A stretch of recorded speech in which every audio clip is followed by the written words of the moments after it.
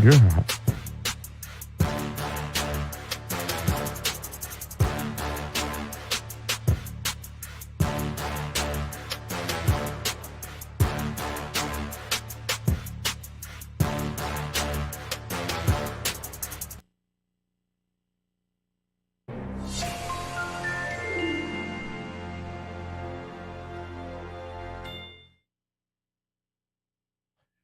Welcome back to the Convo Couch, everyone. Pastor Jardula here. Oz from Roar Media.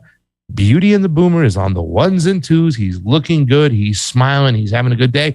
And we are just waiting for our co-host, Fiorella, my co-host, Fiorella, to come walking through the door. She should be jumping on any minute right now. She is on assignment in Moscow. You know how the deal is, ladies and gentlemen. So she'll be in shortly. So thank you so much. We're just going to get rolling and get started. We do have a tight window. We have a great guest on for you today. You know who he is, Garland Nixon. When you have questions, there's police shootings out there. He's a great person to ask. He's got a great perspective on everything. He's also great in foreign policy. If you haven't joined his Rokfin, do yourself a favor, go over there and get on that Rokfin. He does have a YouTube, but we all know what's up with YouTube. And thank you to everybody who's over there on YouTube. All my friends over there. DC, I don't know why you're not in town, but behind me, right down the street, is the Freedom Fest, the Fest of Freedom, the libertarian kind of like little fun convention. It's got a lot more conservative-leaning libertarians. You know, there's a couple people that have Ukrainian flags in their bio. I don't get that. There's a anti-China, kind of small talk from certain groups. But you do have some of those awesome libertarians that are here, like Scott Horton, Spike Cohen, Kyle Anzalone, who Kyle is kind of like not really a libertarian of sorts, but he is anti-war. He is anti-regime change. Scott Horton, as you know, if you don't know, is like part of the whole Mises caucus. The Mises caucus has now taken power within the Libertarian Party. They put their own chair in, Angela McCardle. She's been on the morning show. She'll be on the Convo Couch soon as well. So some interesting times are going on right around the corner over here. And here in Scott Horton with Kyle Anzalone and a couple of the people, or Anzalone, however you want to say it, talk about what was going on in Russia, Ukraine, give that great perspective, give you the receipts, talk about the history, plug so many things together. I've said this before, ladies and gentlemen, I'll say it again. I am not a libertarian. I'm an independent person. I will be voting in the general election because I do believe it is important in a way, because I believe that you put as much evidence out there that the system is rigged. Therefore, you have more of a paper trail. And eventually, hopefully, one day we can change things. But for those who decide not to do it because they believe the system is so corrupt, like Steve says, we should chain the doors down. I think that's okay. Digressing back to what I was originally saying, I am not a libertarian. And I do have libertarian views. I think I made a joke about it for quite some time. Like, I don't know if you guys know this, I'm a civil liberties guy. Then I was 61% Italian, but the original one was I'm a civil liberties guy. Well, I think more than anything, other than beside the fact that we need a fair election system, which we are far off from having because it is really Shotsky, I believe a third party, a party that has national recognition, that's on the ballot in all the states, that gets matching funds, that can really kind of change the whole dialogue. If we can find a way to wedge in a couple of third-party candidates throughout our Congress, that would change the whole thing. Independents, doing it independently, I think is the best, because the independents, if we had, let's say, for instance, not a Bernie Sanders independent or an Angus King independent, but let's say if we had 3 independents that were like Jesse Ventura independents, like where in his state, he would be with the Democrats on certain issues. And then the next week, he'd be with the Republicans on certain issues, and it'd go back and forth. But if you had 3 House members that were independent, a true independent, you have 1 senator, you can really start changing a lot of things. I think the whole, and this is with a fair election system, because remember, people have to be accountable for their policy decisions and stuff, and that's by way of elections. But if that was the case, it can really shake up what's going on. So the Libertarian Party, I believe, is the only chance for a third party right now, as we see it, of getting some national recognition. I think the Green Party is Shotsky. They were on the ballot 23 to 26. I can't remember states last time. And in fact, I believe in a couple states, they only got on the ballot because the Libertarian Party sued to make sure there was more than Republicans and Democrats on that ballot. I got to find out. Somebody was telling me a story about that, and I'll look more into that. But regardless, the bottom line is they didn't have access to the ballot in many states. They don't have their shit together. Howie Hawkins, I think, is set to run again, which is just, oh my God, that's just ridiculous. So I think we have to stop thinking that the Green Party is going to be anything serious until it does have some serious leadership at top. If Jamu took a hold of the party with Jill Stein, I'd be a lot happier. But the people who have a lot of power right now, their statements from the steering committee on COVID, they're a joke, the Green Party. So we have to eliminate them. That leaves us with what? The Libertarian Party. And I want to kind of stress why I'm kind of saying we need to look, we need to see what's up, we need to figure out what's what, especially with this party, because they do have their act together. They have access on the ballot to all 50 states. They will. Their game is tight when it comes to that. They have a lot of members, way more members now, registered members than the Green Party across the board. And there's certain issues which we agree with together on. Now, listen, there are some things that I really do not like when it comes to the economic plan of the Libertarians. In this particular Mises caucus, they're more the Austrian economics, which I haven't learned a lot about. We were kind of talking about it yesterday. I was trying to get educated on it. But there seems to be definitely some differences when it comes to economics. All right. I'm not a regulations guy at all, but I don't believe in no regulations. I believe regulations that protect the environment are important. That's why, and I've said this before, and I said this when I went to my first Libertarian get together, which was about 3 weeks ago, just want to go see what it was all about. I said I would ban fracking tomorrow. They didn't agree with that at all, but I would, because I'm not going to mess around with my waters. There's other ways to drill oil. I'm not one of those crazy alarmists. I think the Green New Deal, the whole legislation really was a hand grenade, and it was so, it was radical in certain situations, but it was also didn't address the war machine. It didn't address a lot of things. It was pretty much a handover to the corporate entities that already exist. But the fact that a lot of people, a lot of independents or conservatives thought that it was so over the top, they now look at a lot of talk when it comes to global warming or green policies or climate change as a bunch of leftists in America being alarmist, because we haven't had sensible conversations about situations. And when it comes to the environment, I think there's areas to sit down to have some really hard conversations, like the fertilizer issue, right? Fertilizer issue is one of the biggest things we should be talking about out there right now. Sri Lanka, there is some talk. Sri Lanka last year in April of 2021 stopped using chemical fertilizers of sorts. They can only use natural fertilizers. And a lot of people thought it was one of these over-the-top green policy moves, which is what a lot of people feel that's going on. As far as what I'm saying is cloak and dagger, meaning the restrictions that are being brought about in the Netherlands. A lot of people feel it's not really about the environment. It's not about the nitrate. It's more about getting rid of the small farmers so the big guys can come in there and mop up everything, and Bill Gates can control everything you eat or put in your mouth. And that's just something that's crazy. And that is a thing right now. With the Great Reset, it's a way to commodify every single bit of nature out there and put it in the hands of people who, who are not having serious conversations about things. How many times have you guys heard me before that I believe, and I want to look into this technology, and I'm going to get back to the fertilizer because I don't want to lose the track on the fertilizer, but when it comes to making hemp THC pellets, could those subsidize the coal business? If we can grow this thing like a weed somehow, can we make pellets that will then be used where we can subsidize coal? Because everybody goes, go get an electric car, get an electric car. Well, your electricity, the majority of electricity you get in the United States comes from coal. So that's not clean. So, with the legalization of hemp for certain products for the environment, whatnot, it would help the environment. Let's say we made toilet paper from hemp. Now we wouldn't deforest the whole planet. Do you know how many trees get chopped down just so we can wipe our ass? A lot. And that's something that we can use and we can subsidize with THC. So that's another way. And so many other products that they use to chop down trees or grow a lot of cotton and all these other things. It grows like a weed. So we can change it out 1, 2, 3 and really subsidize. Fracking, eliminate it, right? It gets into our water. I'm so sorry, but you can live with a couple of days without food. You can't live a couple of days without water. We understand how precious and important water is to us. So I would ban fracking in another way and find other ways of drilling and whatnot. So that's just something I want to put out there right now. The fertilizer situation is Sri Lanka then banned them in 2021. A lot of the farmers complained that they couldn't produce the mass amount of crops they would when they originally had the chemical fertilizers, but they're bad. I don't know how bad, but from what I've heard, they're really, really bad. I'm going to have conversations with people about it. Like Steve had said before, it's like Roundup. The shit's awful. Then in April 2021, they stopped. In November of 2021, they lifted the ban up for certain things because of the complaints from farmers and whatnot. So a lot of people believe that is what really kind of hurt their food supply. The fact that they weren't able to produce enough food now for the country, thrown into the whole mixing pot of, and this is Sri Lanka, the mixing pot of COVID lockdowns, the going along with the sanctions and not getting cheap energy and oil and gas from Russia while the prices have been driven up and now they can't afford it. So inflation is hitting Sri Lanka harder than anyone.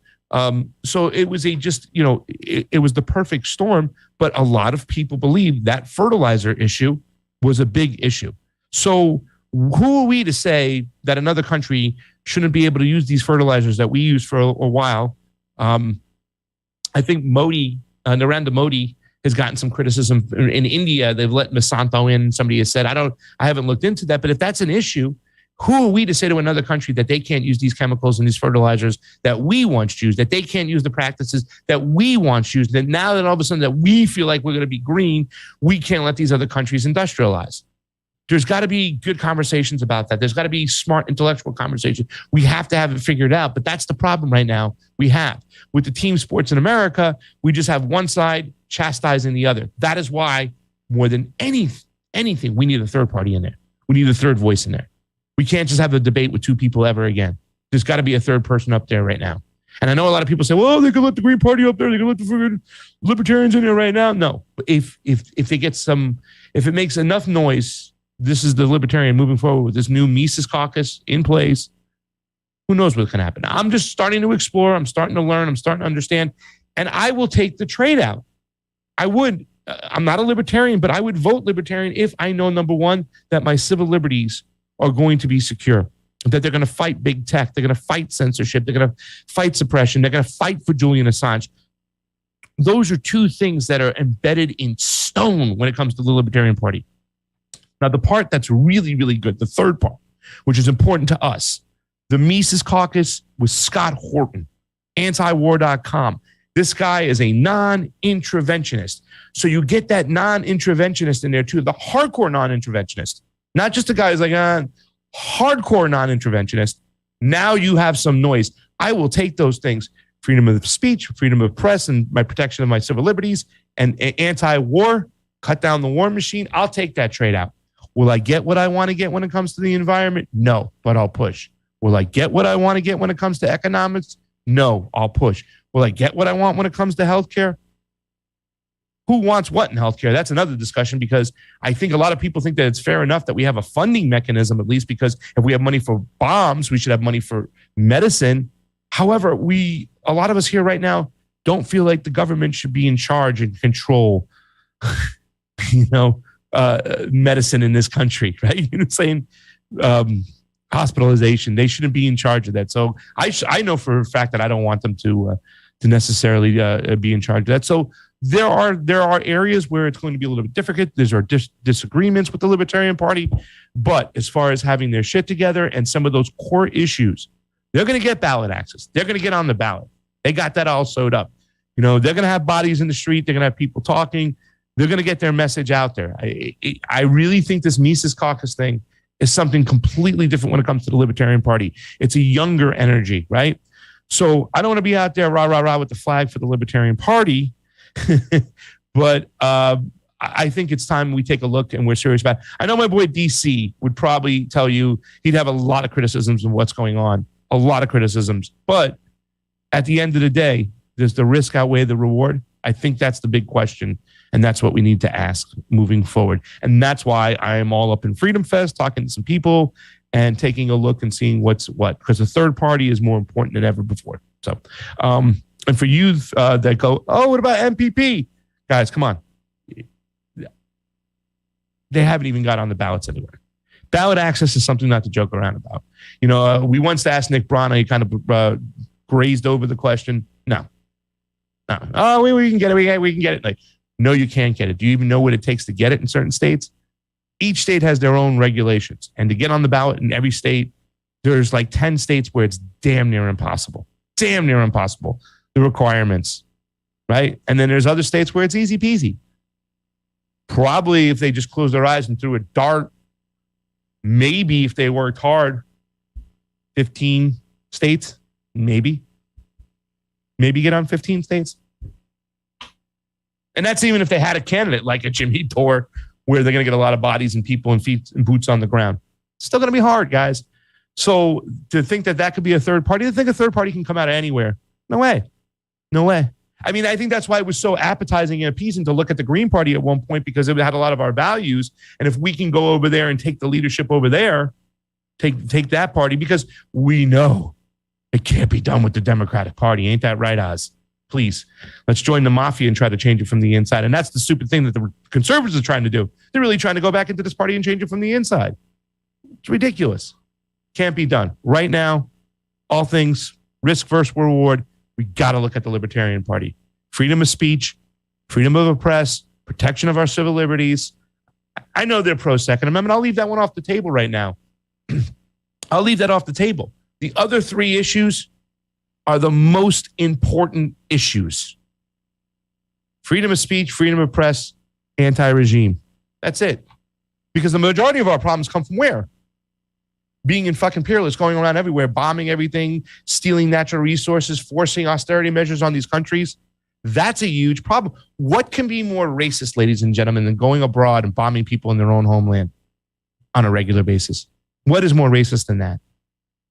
Leaving people without food, without water, death and destruction. We drop 50,000 bombs every year, United States, whether we like it or not, whether it be drone, plane, out of a freaking gun, 50,000. Do you know how many bombs we drop that have the U.S. name on it? Raytheon and all those other companies? A lot more. And that's also something that's part of the environment. So that's what's going on. I am here in Vegas, Freedom Fest, and we're going to be hitting out, going over there later on.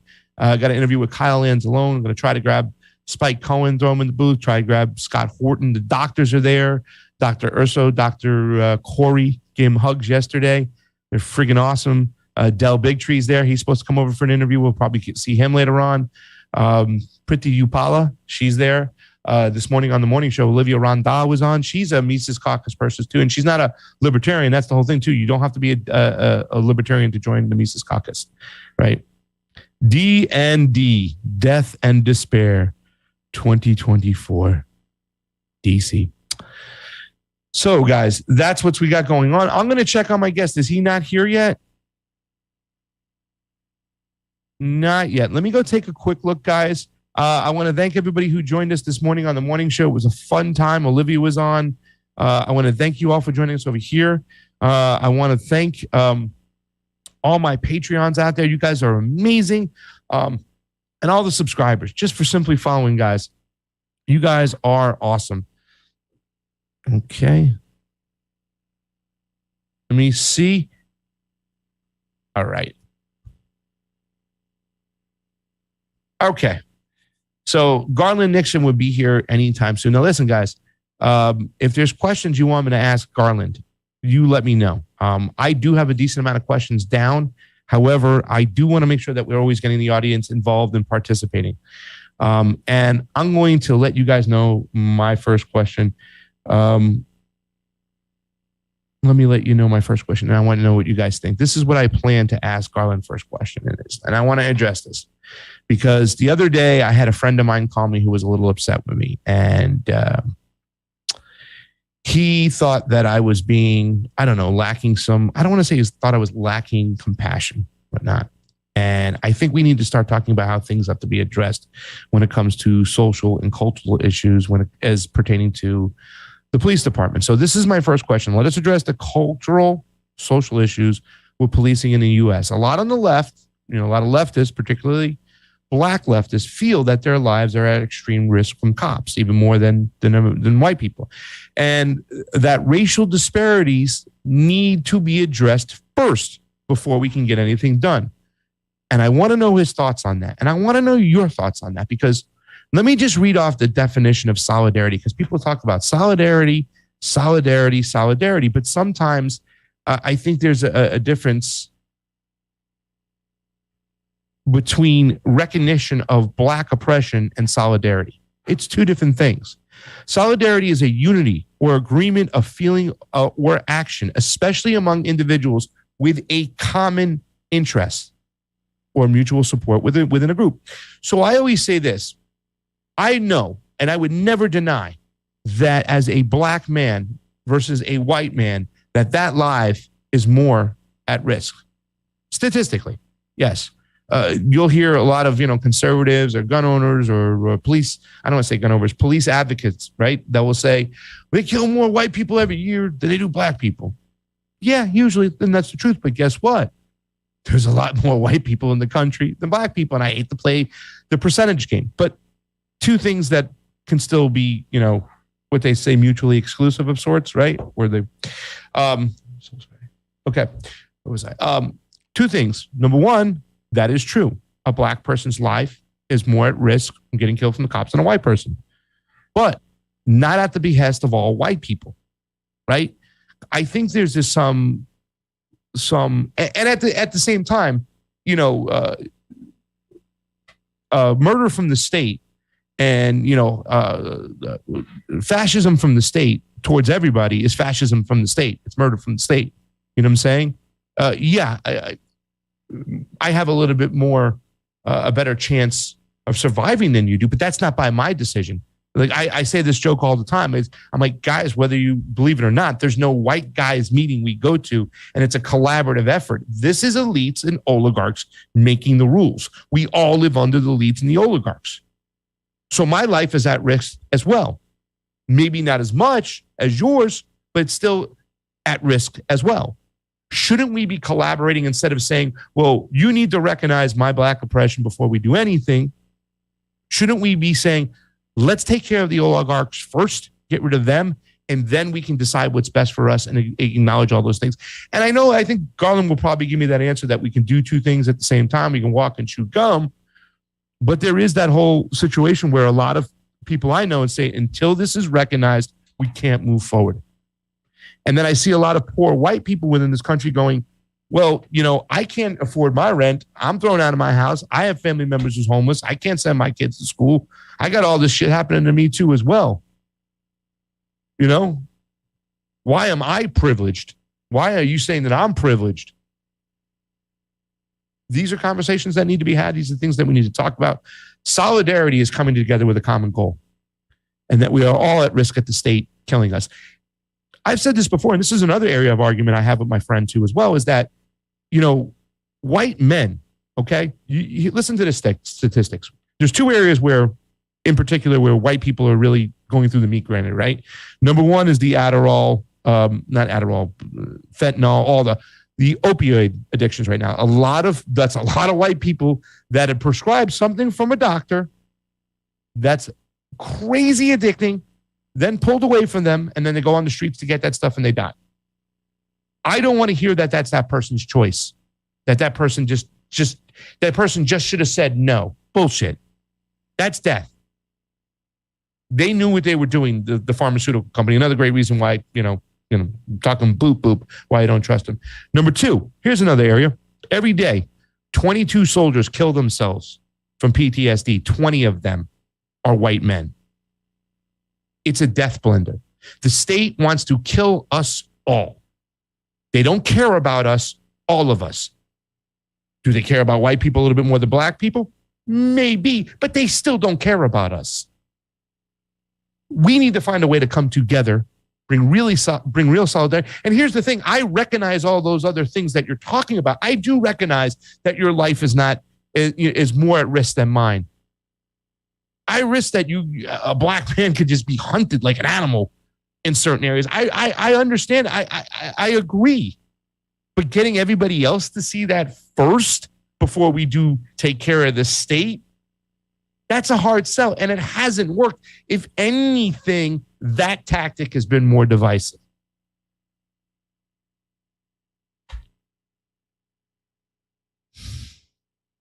What do you guys think? I hope I didn't offend anybody or sound insensitive when I do say that. If I'm missing something, please tell me. Please help me see it. We're all at risk from the state. They're trying to sweat us out. Dude, I'm so white, I'm clear. YouTube's trying to starve me out. Yeah, they're not hitting me with a gun in the street, but they're trying to starve me out. They cut off my finances on YouTube. There's other ways the state will get you. They don't like any of us.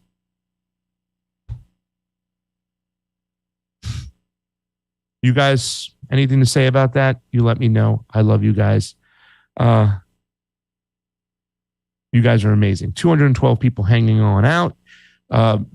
Our lovely co-host should be here any minute. Still waiting.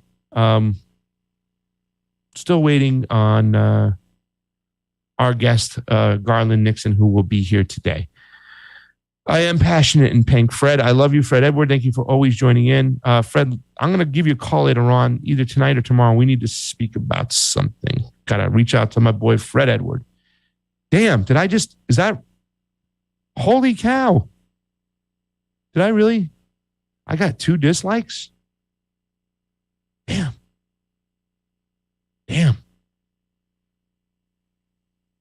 Oh, well. Anyways, guys, give me your opinion about what's going on. How do we handle this? How do we find a way to come together? How do we find a way to beat back the state? How do we find a way that we are not just left starving in the streets? 750 homeless people here in the United States. That's why it just drives me crazy. You guys go, Nancy Pelosi, she got 77% of the vote. Homegirl has I think 50,000 homeless people in San Francisco, if not 60,000, going higher. It's competing with LA for the most homeless people in the fucking United States. Please. Hey, you believe that shit? Complete hostage takeover of our whole friggin' system, ladies and gentlemen. Now, and they count on us fighting each other. They count on us squabbling with each other. We got to find a way. And I know sometimes when I say this stuff, the thing, my friend told me, he goes, I look very uncomfortable when I was saying those things. I did. I was uncomfortable when I say these things because I don't want to seem like I'm lacking compassion. I don't want to sound like I don't want to sound like I'm not only lacking compassion. I don't want to sound like I'm just ignoring your oppression. I don't want that. I recognize it. I see it. I'm just saying for us to come together collectively in solidarity, we recognize our common goal. And our common goal is oppression from the state, baby. They don't care about us. They don't give a fucking damn.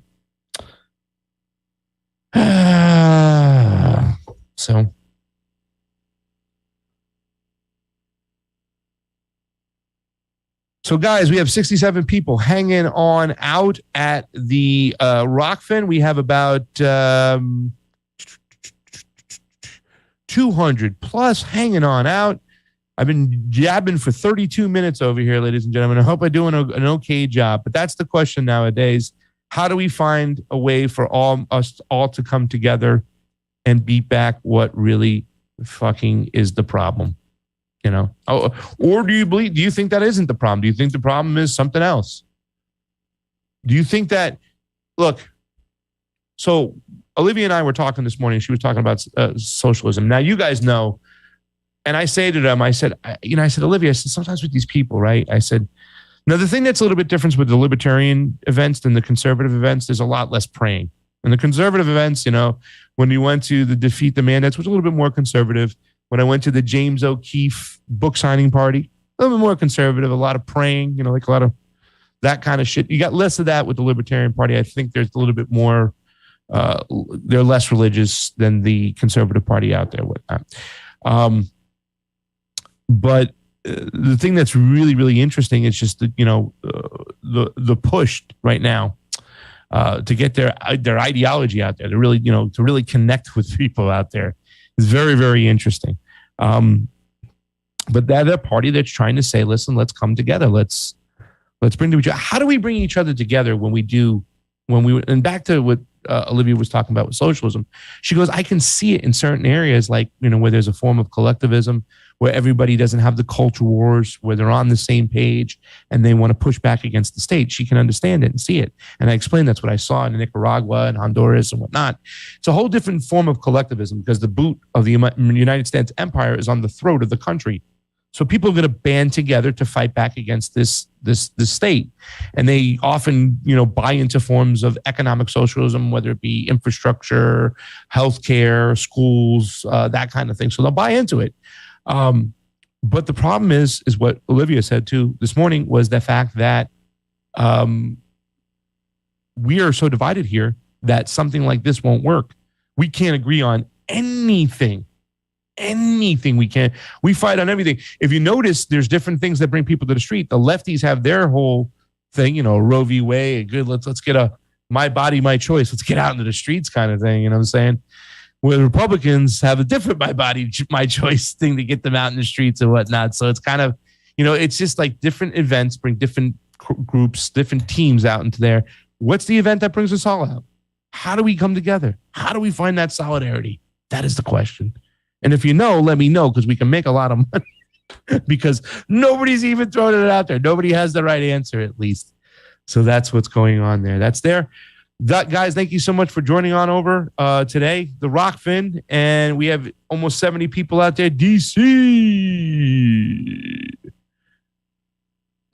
I thought Pasta was going to be the later one after hitting that blunt at Freedom Fest today. Hey, bro, it's Freedom Fest, dude. Smoking one up from Adam Kokesh over there, brother. So One Love says, I'm also a retiree concerned about the future of Social Security, Medicare, etc. Republicans want to end it in 5 years. Looks like they like you looking to rejoin the workforce to offset expenses, but finding it difficult with a stringent COVID policies and age detriment. Yeah, I mean, no Social Security with no funds, no nothing for the future is really scary. Really, really scary. I got your number, Fred. If not, I'll just hit you up on the I'll email you and I'll hit you up after.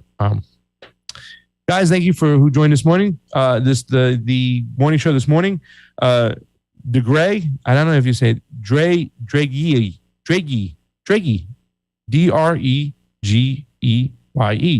Dragey, elections. What about no incumbent ballots include outgoing evaluation, reasonable pension, respect and possible temporary advisory role, average Social Security pension ignored, freeze accounts and passports pending investigations, once entering public service barred from corporate alignment. Some great ideas over there. Okay, so Leonard Trust Fund says, got to recognize their oppression first, Pasta. It's hard when people don't even see how they are being oppressed or can't identify their true oppressor. Okay, first of all, who's not identifying their true oppressor, right? Because when you say that the white man is the oppressor, the colonizer, you're including all white men and all white people. Leonard Trust Fund, stick with me on this one. Now, we'll get this. Yeah. The elites and the oligarchs might be white, but 0.9999999.211319999% of white people don't reap the benefits of the oligarchs and whatnot. Most of them are poor. Is there a class issue right here that's heavily weighted where there's a lot more white people that have finances than people of color? Absolutely. And we have to change that. But to say that every white person, because the oligarchs are white, have the same responsibility to bear as these people running things is crazy. And when we say you gotta recognize their oppression first, Pasta, it's hard when people don't even see how they're being oppressed, right? Okay. We don't know how people think all the time. I think we assume a lot that most white people in this country are blind to that and don't see that. You know what I'm saying? So it's hard to kind of just, judge and say, well, this is how people think when we really don't even know how they think.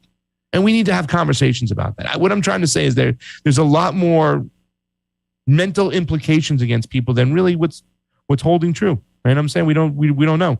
Max Blumenthal's interview of German reporter Alina Lipp is an eye-opener. Her coverage from the Donbass is being criminalized by the German government. This is something, I wanted to talk about the other day. Alina Lipp is a German resident. She's a German reporter. She is in the Donbass. She's repeating. I believe they had a sort of military tribunal or trial or something where she didn't show up, where she wasn't there because she was in the Donbass. And I believe they sentenced her to 2 years. Was that what it is? Let me know in the chat. I don't know what she got. I know that she got sentenced and she was simply reporting from the Donbass.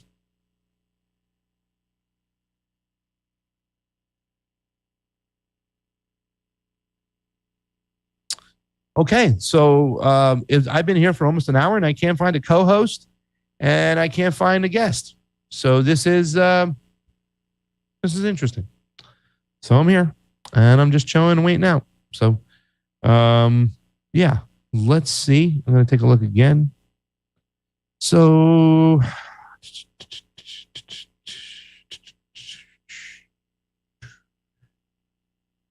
let's talk about Biden really quick. I'm not going to go to the doc, but we're going to talk about when Biden arrived to Saudi Arabia. It's so fucking dumb. He went to Israel the other day, right? And they were trying to, Biden's cabinet, right? It's so fucked up. They're trying to avoid a handshake with MBS. Okay. MBS is Mohammed bin Salman. He is the royal crown prince of Saudi Arabia, but he wasn't the heir to the throne, to the position, right? He wasn't supposed to be there, but there was some type of family style coup, intervention, whatnot, and MBS became the crown royal prince. The old crew was the crew close with Biden and Obama and the old school establishment. MBS was somebody ushered in new. And the thing that just drives me crazy right now is there's all this talk right now, right? There's all this talk about Biden's going to stand up to MBS. He's not going to shake his hand. He gave him a dap, right? And I'm going to let him know about Khashoggi because I have not known about Khashoggi. MBS and Biden haven't spoke on the phone. This is the first they met today when they saw each other. But yeah, that's what's going on. Well, they wanted to avoid a handshake. So in Israel, they told Biden, listen, we're going to use the COVID. We're going to claim we don't want a lot of touch. Because of the COVID, it's about the children. We don't want to bring it back home to the States, yada, yada, yada. So they said, Biden, you're going to have to practice the first day. No shaking hands. Donkey gets off the plane, immediately goes off the carpet, goes running into the stands where all the other prime ministers, ex-prime ministers, and people of the cabinet are. And there's Netanyahu, and he goes up to him, and he shakes his hand, and he gets all close, and he's in the crowd. And it's just like, well, they thought the plan, that's Biden's cabinet, they thought the plan would fail if, number one, Biden forgot the plan. He forgot the plan. So, yeah. So it was a dap today from the Crown Royal Prince. It was just a theater, ladies and gentlemen, theater going on. That's all we have right now is theater going on. Guys, thank you so much for the 230 people there are joining us. We'll be joined by Fiorella any minute now. Our guest, Garland Nixon, is not here. I don't know where he's at. Maybe he forgot. He's going to be like, oh my God, Pasta. But I want to speak to him today. I hope he jumps in. If he doesn't jump in anytime soon, we got a couple good sections today. We'll just jump right into it and we will get it done. So that's that. I am improvising as best I can, Hugo. I'm trying my best right now because I don't want to start with the stuff I have because I want my partner to be here so we can do it together. Eliza Blue and Misty got to meet today. Misty was in-house. Misty's there at Freedom Fest. Misty has interviews with everybody over there, all the doctors, Kyle Anzalone. So she has an awesome interviews that she's setting up. So please check her out on TNT. She's been doing amazing work. She was in the studio the other day, so that was pretty awesome as well. So yes, that's what's going on. I can't even access my Twitter right now. It's not even letting me jump on. Am I still here?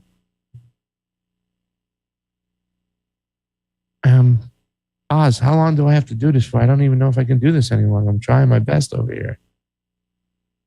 You're doing a great job, Pasta.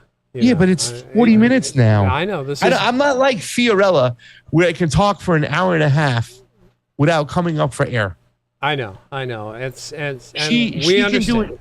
We know. She can do it, and she doesn't even come up for air. That I girl. know. You've got a limited supply of air, and Fiorella has much more. So don't worry about it. You're doing Is your fine. microphone on, or am I hearing you in the audience? Everybody's hearing me. They're making fun of me because I'm the man behind the curtain, which is fine. That's my job.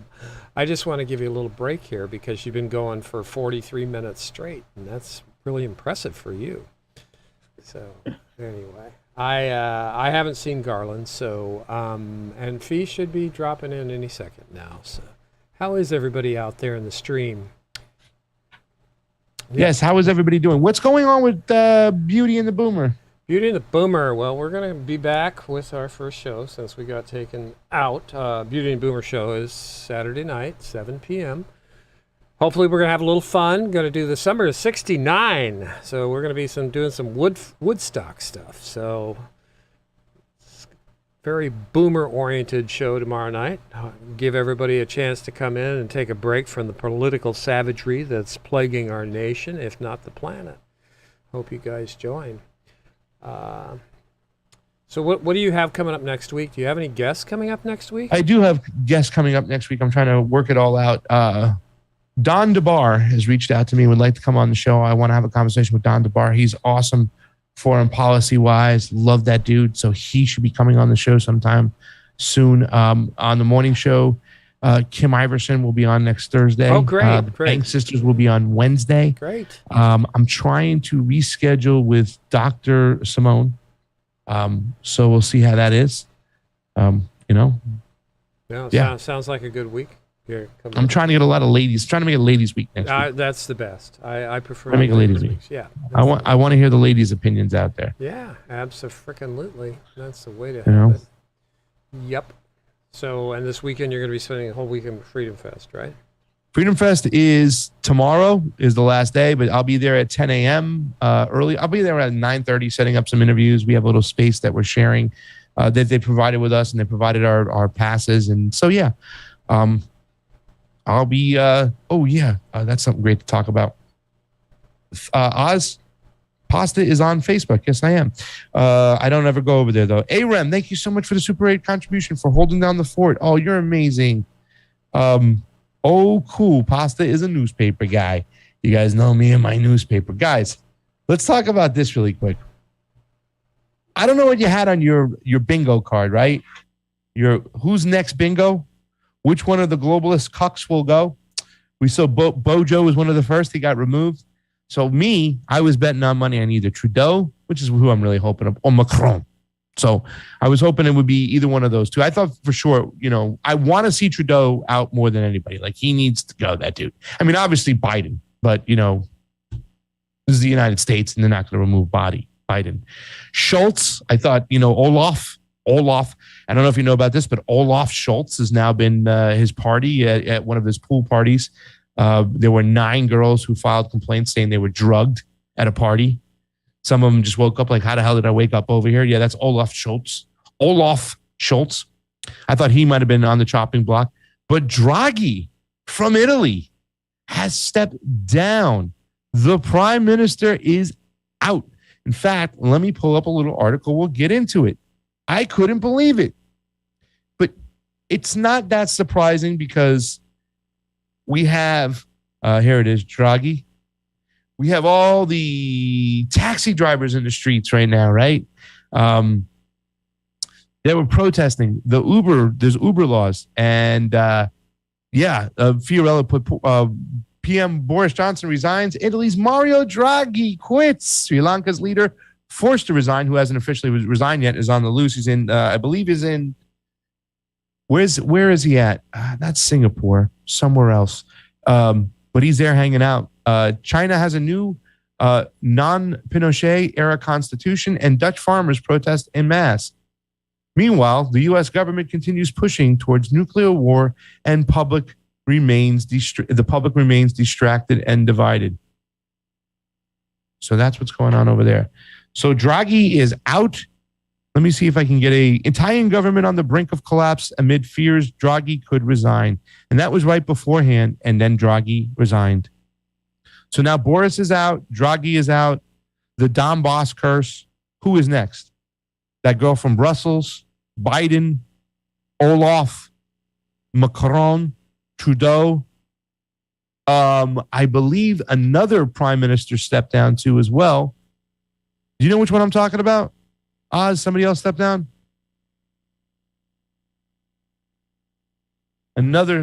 Somebody help me out. Let's see how smart our chat is. He was in the Maldives and he was hiding out, the president of Sri Lanka, and he had to leave because they were having protests on the streets. Who just resigned? What prime minister? It was Italy's Draghi and somebody else. Who else was it? I don't know.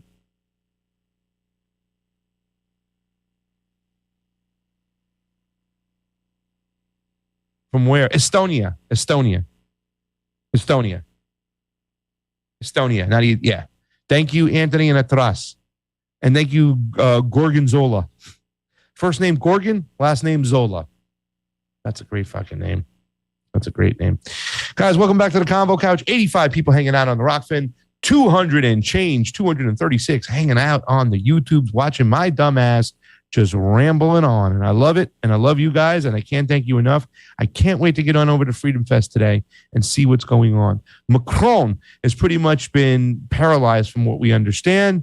And he will not be able to get anything done. His power is pretty much drained. So he's just a sitting duck. At any moment, he could be gone. So that will be something for us to pay attention to. Very, very interesting. Garland Nixon will supposed to be joining us today. I haven't seen him. He might have just forgotten. Who knows? Hopefully he'll come back on with us again another time. Listen to this one, guys. All right. This is from my chat, my all things pandemic chat. And this is from Marty, Dr. Marty McCary, MD. Moderna's vaccine had I can't do that. Never mind. My bad. I'm on YouTube. Sorry, guys. I'll stop. You're supposed to stop me with those things. Holy cow. Holy cow. Do you know that there were some Ukrainian police officers where they were trained in northern Kentucky? In northern Kentucky. I can't make this shit up. Freedom Fest, the unholy alliance between government and media, is the definition of fascism. That was said by Viva Frei on the stage yesterday. I'm going to look for him again today. I couldn't find him yesterday. I'm going to find Viva Frei today. The hair is out. He's looking great. He's got his little freaking logo that looks like one of those characters in what was that? Oh, you good. That stupid video game. Yeah, he looks like one of those. But Viva Frei is in the house over there. He was on stage with James O'Keefe. So interesting. Ben Stein was there yesterday. He could barely say anything. Oz,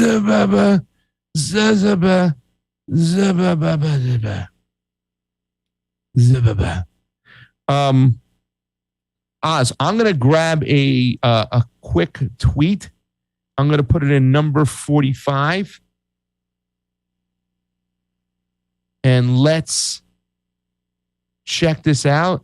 Let's cowboy it. I want to remind everybody that Joe Biden bragged about himself being a Zionist one time before. So anytime we see these old school clips, I like to bring them back just to remind people who Joe Biden is. That's the one right up there. Yeah, perfect.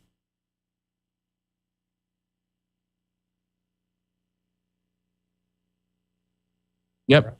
And if you can put my volume up, because I haven't heard it, I'm going to hear it with the audience for the first time. Here we go, guys. Check this out. Joe, I am a Zionist. We'd have to create an Israel if there wasn't one. It's a bunch of malarkey. Check this out, guys. Policy that you call a policy is the rationale for the policy. The rationale for the policy. You set out 4 principles that you adhere to, and then and I will go over them in a moment. Then you say on page 14, we must not become part of South Africa's problem. We must remain part of their solution. We must not aim to impose ourselves, our solutions, are favorites in South Africa. Damn it, we have favorites in South Africa. The favorites in South Africa are the people who are being repressed by that ugly white regime. We have favorites. Our loyalty is not to South Africa, it's to South Africans. And the South Africans are majority black, and they are being excoriated. It is not to some stupid puppet government over there. It is not to the Afrikaners regime. We have no loyalty to them. We have no loyalty to South Africa, to South Africans. And the fact of the matter is I listen to this rationale, first of all. It is the leaders of South Africa and their people, black and white, who have the majority responsibility. They must rise to it. Well, they are rising to it. They're rising to it. The only thing left available to them with that repulsive, repugnant regime of Afrikaners there. And it's the only way they have. They've tried everything for the last 20 years. They begged, they borrowed, they crawled. And now they're taking up arms. The second thing, progress toward peace requires a timetable. Timetable, elimination of apartheid. What's our timetable? What are we saying to that repugnant regime? These people are being crushed. And we're sitting here with the same kind of rhetoric.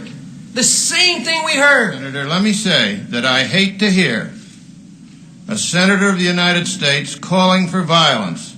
I'm not calling That's for violence. what you're doing. I hate to hear exactly what you're doing. I hate to hear an administration and a Secretary of State refusing to act on a morally abhorrent point. I hate to hear this country. I'm ashamed that this country puts out a policy like this that says nothing.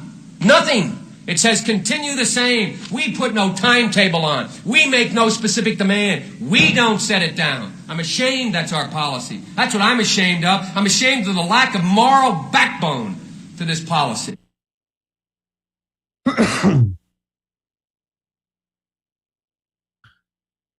Yeah. So that is that. And Joe Biden has always used the way to act. The way to manufacture war for Joe is always to make it a human rights issue, that we're not being strong enough. We're allowing people to get oppressed. If we don't go in there and kill the other people, our people that we support will be oppressed. That's always been his excuse. That's what they did when with Kosovo. You know, and then Bernie joined along. People are getting slaughtered. We got to go in there and bomb it. We need not intervene, ladies and gentlemen. An interventionist is an interventionist, no matter how much he sounds like a peace, a person of peace. I mean, the one time that I can really say that we should have intervened and was the Congo, right? What's the name of the area? Help me out, Oz. In the Congo, Rwanda, Hotel Rwanda, the movie made long ago. I believe we should have intervened there. Now, we started the problem. We wanted to disable the Congo anyways because we want all that lithium at a very, very cheap price. That's part of the reasons why we keep things so unstable in the global south. You know, they got the lithium triangle down there. They got resources we want. So if we keep the country unstable, and even some certain situations like, you know, we don't even need to have our guy in there. The American purists don't have to have their guy in there. But if they have chaos within the country and the country's unstable, then they can extract all the resources out for pennies on the dollar. And that's what they're going to do. So, yeah, unfortunately, that is old school Joe Biden doing what old school Joe Biden and new school Joe Biden does. Find a way to manufacture war. He wants war.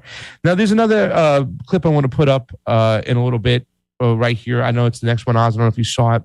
And this is kind of like a little bittersweet of sorts, right? Like the old school people I used to hang out with, all the old school progressives who kind of hate us now. The people in particular that we were close with, they would run a lot of food banks and they would feed people. And I do want to tip my hat off and say there is something special about humans taking care of each other. Now, don't get me wrong. These people are so dumb when it comes to politics. They're sheep. You know what I'm saying? They use people's emotions to drive them a certain way. But when humans stick up for other humans just simply because to be a good person, I think there's something special about that. Is that the one I put up or no? I thought I put up a food bank one. Okay, let's skip the food bank one. This is the George Soros one. Yeah, George Soros. Play this one and you cut my mic real quick. Your opinions on George Soros. They refuse to leave, and they are leading civil society. I also want to mention that there is one person who was very deeply involved in Ukraine, and that's Biden. In fact, I got to know him with regard to Ukraine. He had a lot more patience than I had in trying to convert Poroshenko into a democratic leader. I fed up with him and I told him so, but actually Biden kept on trying to convert Poroshenko into a Democrat. Great. Thank you, George.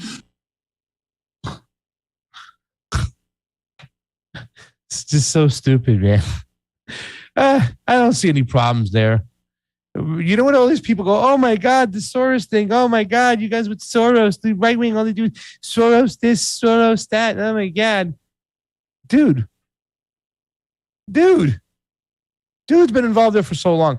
There were articles written that said that George Soros came in with a plan with some of the oligarchs of the country to remove some of the old school Russian literature and replace a lot of the texts and books with his propaganda from the West and whatnot. Like, I haven't found a lot of like actual links now because I don't read Ukrainian, but I've read stories about this before, and they've talked about this before. Just recently on Sputnik Radio, they talked about this before. And George, and if you haven't seen, ladies and gentlemen, there's a nice picture out there with George Soros and Hunter Biden. A nice picture. I'm going to see one more time to see if Garland Nixon is around.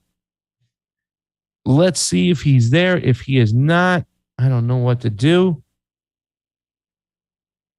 I got another clip though. Let me go grab this other clip here that I had on deck really quick. Guys, do us a favor. Hit the like button. Hit the share button. Get the news out there. The Convo Couch. We are still here despite the suppression, despite the oppression, despite the demonetization, whatever you want to call it, despite everything. So check this out. I'm going to go find this here. Dude, this one, oh my God, this one is just like mind-blowing. Our good friends at Saskatchewan News. Let me find her real quick. All right. I think it's on my profile. Oh God. So during the Americas, right? The Summit for the Americas. I do not have it here. Son of a bitch. I forgot her name. This is terrible. Give me 2 seconds, everybody. During the Democracy Summit, blah, blah, blah, blah, blah. During the Democracy Summit, they had a lot of panels and generals spoke and, people involved in the military. And what this particular, I don't know if she's a general or colonel or whatever the hell she is, but what she said during this whole thing about, wow, you want to talk about saying the quiet part out loud? Wow, hold on, I got it right here. And there's, oh my God, there's so many. Oz, what I'm going to do is I'm going to drop, I got some clips here. I'm going to put them all on there right now. Guys, stay with us right now. I got some great clips over here to kind of patch up some stuff while everybody abandoned me. Okay, so let's start with the first one. It says, wow, talk about saying the quiet part out loud. And then I referenced the Monroe Doctrine. I'm like, Monroe Doctrine, anybody and stuff? What gives us the right? And I don't understand how voters in this country or people or citizens in this country can just gloss over this. What gives us the right when the commander of Southcom, okay, she's in charge of the whole South, the global South, is concerned about Latin America's lithium. Why do we have rights to it? Is concerned about Russia. Wait, we can go mess with any country or make alliances with any countries anywhere in the world, even if it's on Russia's border and stuff, but they can't do the same. What? They're concerned about RT and Spanish. Literally, they said this. And here's something she's concerned about: our region's elections. I can tell you which elections you got to be worried about. Listen to this, guys. This is mind-blowing. Monroe Doctrine, anybody? This region is so rich in resources, rare earth minerals, lithium. The lithium triangle is in this region. There are a lot of things that this region has to offer. The Belt and Road Initiative, 21 of the 31 countries are signatories. Over the last 5 years, 2017 to 2021, investment over 50 billion. I think it might be even closer to 100 billion of Chinese investment in this region. I think they're playing chess. Russia is also prevalent in this region, and I think they're playing checkers.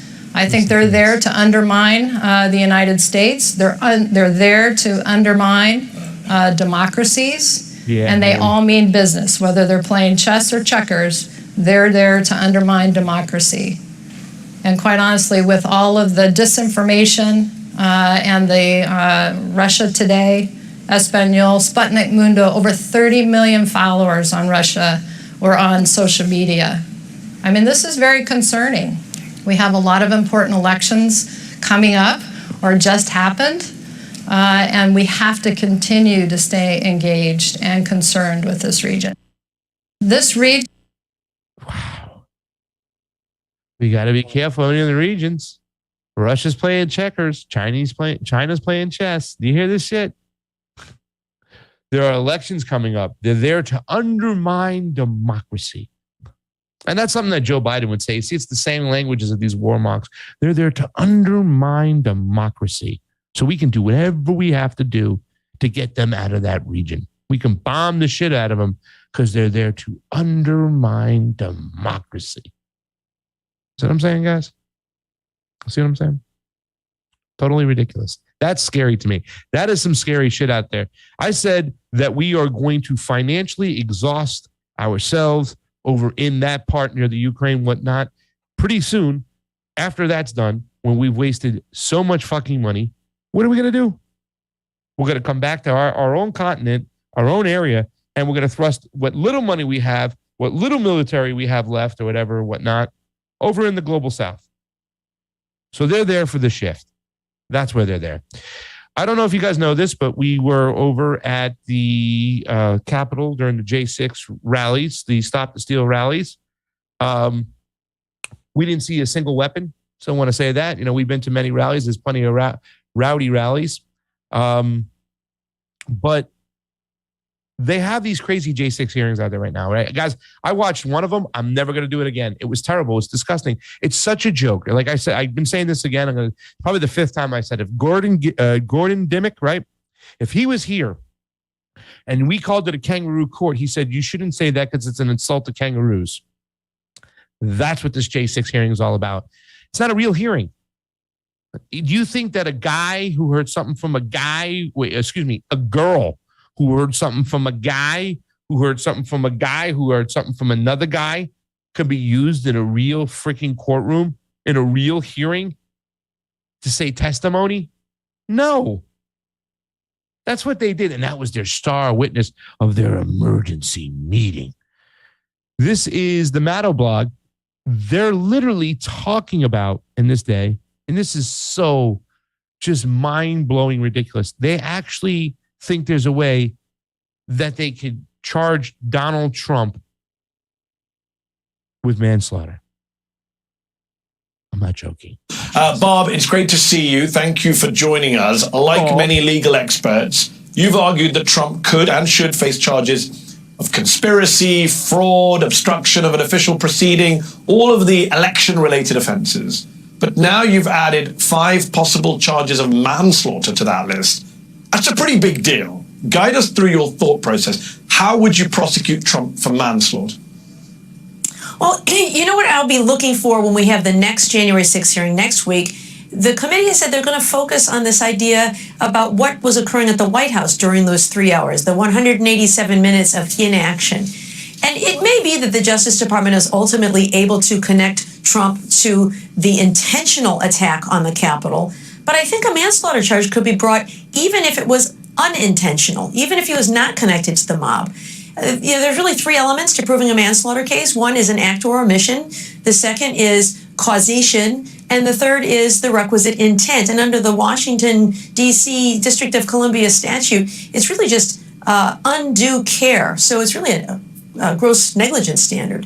And so during the time that Donald Trump sat there for 3 hours and people urged him to do something to stop this, he didn't send in the National Guard. He didn't go on television in the briefing room to make a statement. He didn't even tweet that they should stand down. In fact, he tweeted just the opposite about how Mike Pence didn't have the courage to do what he needed to do. Yes. I think all of those things could put together the elements of a manslaughter case. And it has the tidiness of being a simple charge that's easy to understand. It doesn't have all this complexity of intent. People died, and he could have stopped it, and he failed to do that. That's a manslaughter case.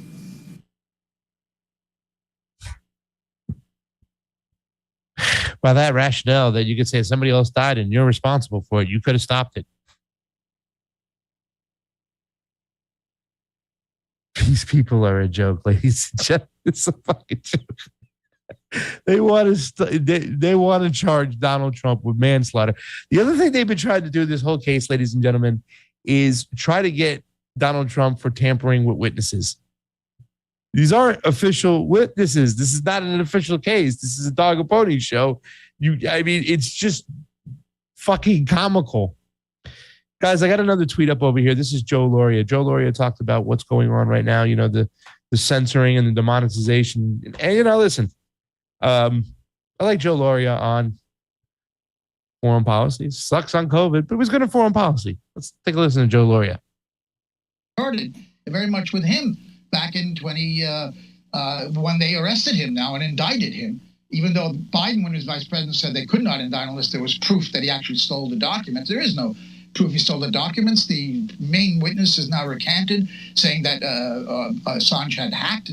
So there's no evidence against him, and they're going after him because, as any tin pot dictator would do, throwing a journalist in the dungeon because he revealed war crimes, corruption. We're at a very critical and crisis of journalism in the United States when the United States government get away with doing what they're doing with British connivance against Assange, and now all these moves against independent media like us. It's not just us. Mint Press News also had their PayPal shut down. They only want one narrative on this. This is in line with firing conductors, Russian music conductors and opera singers and tennis players cannot play at Wimbledon. This is part of an extraordinary clampdown on information. And by the way, the U.S., in my view, needed Russia to intervene in Ukraine in order to unleash their economic war, in order to unleash their information war, and the proxy war, which they want to go on for a long time. Lloyd Austin said the aim here is to weaken Russia.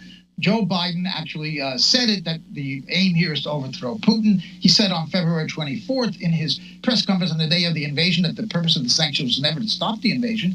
It was to bring down Putin, it was the Russian people to rise up. So they needed this invasion, and part of it is the information war, and we're a small part of the attacks and being targeted on that. They could never have shut down RT. America, Europe has banned RT and Sputnik, whether you agree with them or not. It was the Russian point of view of the news. And they could not have done, and mostly the economic war, the sanctions against the central bank, which are backfiring in the West, and against all the products of Russia that are no longer available, including food and minerals and fuel. This was not possible without this invasion, and I believe U.S. set a trap that Russia walked into, and that was to stir up an offensive in Donbass, and Russia had to decide whether to intervene to try to protect the ethnic Russians there or to let them be slaughtered. And this is the situation right now, though unfortunately there's a long history in the U.S. of this is nothing new. This is a trend going back to John Adams with his Sedition Act, throwing people in jail for what they wrote. And Woodrow Wilson failed by one vote in the Senate from getting official censorship in the Espionage Act, and then he came with his own Sedition Act a year later and threw Eugene Debs and hundreds of people in jail for speeches and articles they wrote. And then, of course, there's McCarthyism. So this is a recurring theme in U.S. history, and we're seeing a very strong example of it right now. Well, Joe. That's Joe Gloria.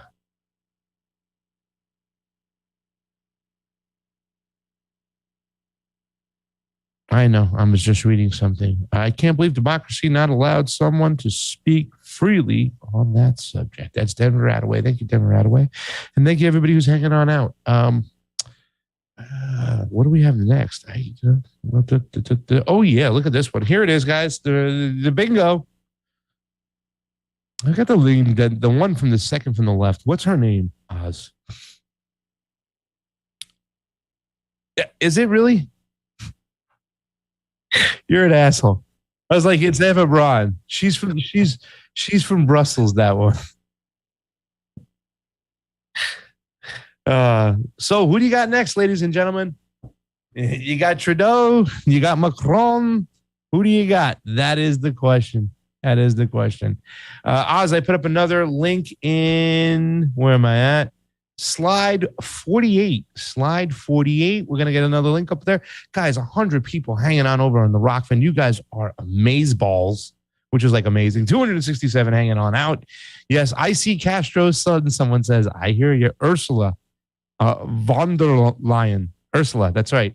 Isn't Ursula the name of the fucking sea witch? Right? Isn't Ursula the name of this? So, Oz, what do we have here? We got a little tweet over here. Steve talks about creating parallel societies. We've talked on the morning show. We've had Tim James on. We've had a couple of the people on for solutions, Dr. Ely. What do we do moving forward? There is a disconnect as humans that we have in the United States with our food. Everything is so commercialized and corporations own everything that you're so reliant on them to get the very simple, basic thing we need to survive every day, food. Well, meanwhile, in the Netherlands, people have just started their own biological food coop, bypassing the supermarkets and buying directly from the farms. That is what we need to do. If you don't go to farmers market, you need to join in on the fun and get to some farmers markets. Know your local suppliers. Go directly from them. Don't let the middle guy go there and the middle guy go here and stuff. Go get your own food. Go get your own food. Let's start doing that. Let's start growing our own food. This is great. Okay. I want to show you some else too as well. Like, look, to each his own, right? We said before, like, hey, man, if the person wants to do this to himself, medically wise, you know what I'm saying? If they choose to do something, my body, my choice. In 48 again. Consistency, right? Across the board. But there becomes a time when we say that we just want to smack you across the face with a giant fucking mackerel. Here's a case where we want to smack you across the face with a giant mackerel. Look at this shit, ladies and gentlemen. Look at this.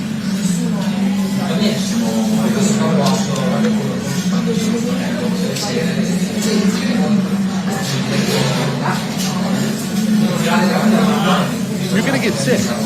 You're going to get sick that way.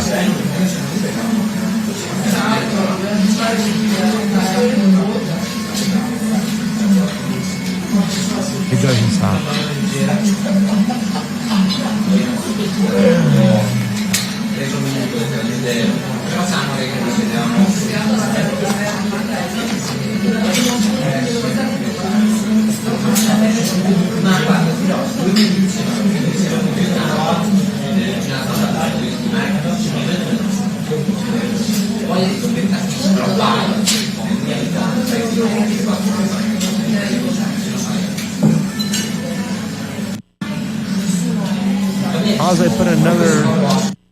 I put another. Let me put it in here. Come on.